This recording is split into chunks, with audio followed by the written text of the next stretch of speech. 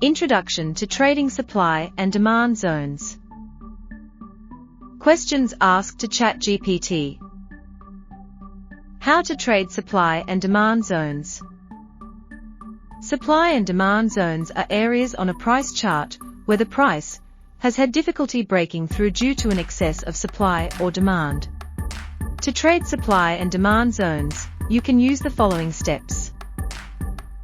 1. Identify key levels of support and resistance on your chart where the price has bounced multiple times. These are potential supply and demand zones.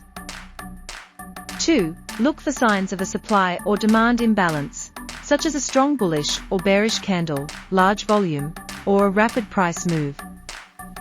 3. Enter a trade in the direction of the imbalance, with a stop-loss placed just outside the zone.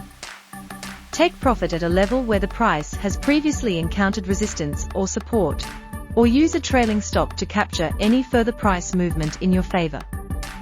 What is supply zone? A supply zone is an area on a price chart where there is an excess of supply of an asset, such as a stock or currency. This excess supply causes the price to decrease, as there are more sellers than buyers. In a supply zone, the price has difficulty breaking through to higher levels, as sellers are willing to sell at lower prices. The price may bounce off the supply zone multiple times before breaking through, and traders can use this information to identify potential entry and exit points for trades. In the context of trading, a supply zone is also known as a resistance zone. What is demand zone? A demand zone is an area on a price chart where there is an excess of demand for an asset, such as a stock or currency. This excess demand causes the price to increase, as there are more buyers than sellers. In a demand zone, the price has difficulty breaking through to lower levels, as buyers are willing to pay higher prices. The price may bounce off the demand zone multiple times before breaking through, and traders can use this information to identify potential entry and exit points for trades. In the context of trading, a demand zone is also known as a support zone. What are key levels of support? Key levels of support refer to specific price points on a chart where the price has had difficulty falling below. These levels are often identified by traders as areas where there is a significant concentration of demand for an asset, causing the price to be supported at those levels. Support levels are formed as the price of an asset is falling, and buyers are willing to buy at lower prices. This causes the price to stop falling and bounce back up. As the price continues to fall and bounce back up multiple times at the same price level, it forms a key level of support. Support levels can be identified by looking for areas on the chart where the price has bounced multiple times, and where there are a large number of buying transactions. Traders often use these levels as potential entry points for long trades, placing stop-loss orders just below the level. What are key levels of demand? Key levels of demand refer to specific price points on a chart where the price has had difficulty rising above.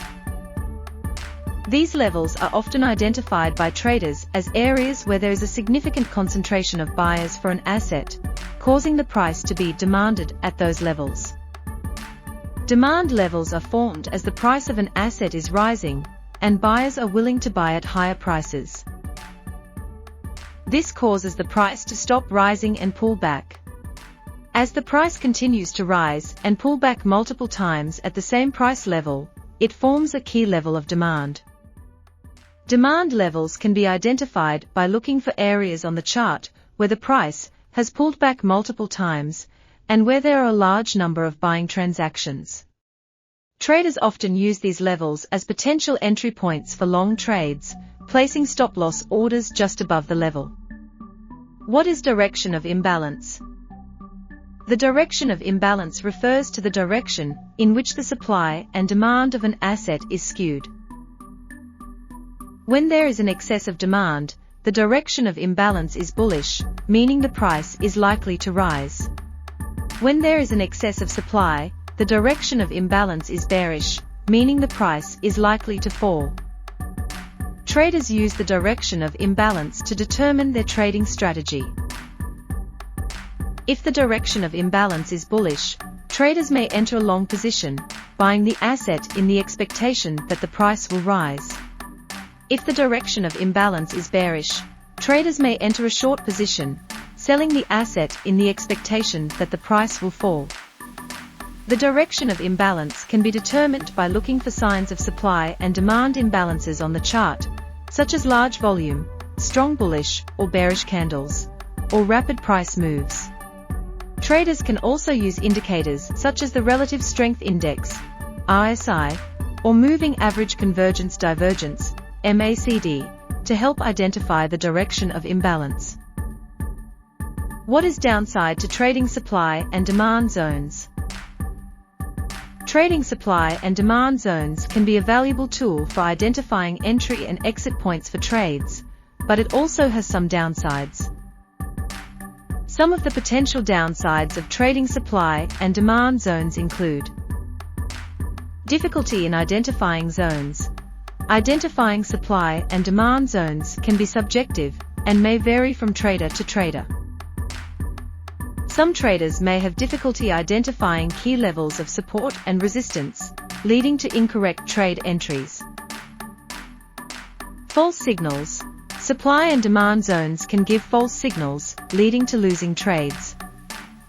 This may happen when the price breaks through a key level of support or resistance, only to reverse and move in the opposite direction. Risk of over-reliance. Some traders may become overly reliant on supply and demand zones and fail to consider other factors that may affect the price of an asset. Risk of stop loss. Stop loss orders placed too close to a key level of support or resistance can be easily triggered by normal market volatility, resulting in a premature exit from a trade. Risk of risk management. Risk management is very important in trading, but supply and demand trading can make it difficult to determine the appropriate position size and stop loss levels. It is important to keep in mind that trading in financial markets involves significant risk, and it is important to consult a financial advisor before making any investment decisions. Please remember that trading in financial markets involves significant risk, and you should always consult a financial advisor before making any investment decisions.